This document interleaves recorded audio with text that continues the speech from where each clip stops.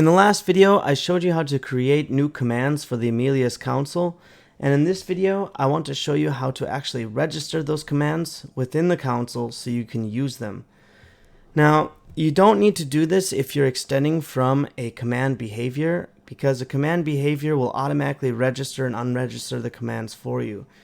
But let's say you have commands in a mono behavior or in a different class that you want to be able to use within the console. Well, that's not a problem. You just need to register them.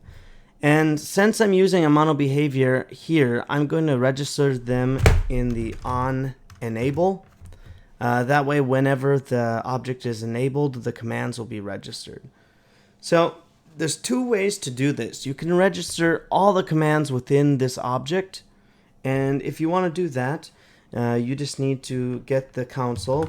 The Amilious Console is a singleton. If you have an instance in a different way, you can use it, that's fine. But if not, we can grab it like this. And we want to register commands, and we want to pass in this class. And that's it. That's all you have to do, and now the commands are registered. But there's another method here for if you want to register only a single method within a class. And again, we go Amilious Console, instance, and register command. We still need the class that the command is within. And then we need the name of the method. Not the command text, we need the name of the method.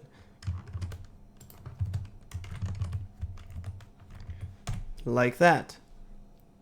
Now, I would suggest not doing it this way, because if you ever change the name of the method, and you forget to update this text, it's not going to work, and your command won't get registered. So a better way to do this would be to use name of and then the method. So yeah, it's as easy as that. That's how you can register commands.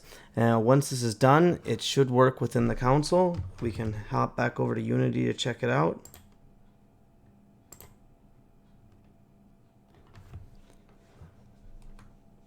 So I'm going to add this to something in my scene here. I'm just going to throw this test on here. And I'm going to go ahead and run it. And you can see right here that command was registered. So I mean, if I hit F5, I should be able to type in YouTube and crazy video. And I like the crazy video on YouTube. So you can see the command is registered now and it will work. Alright, in the next video I will show you how to unregister commands.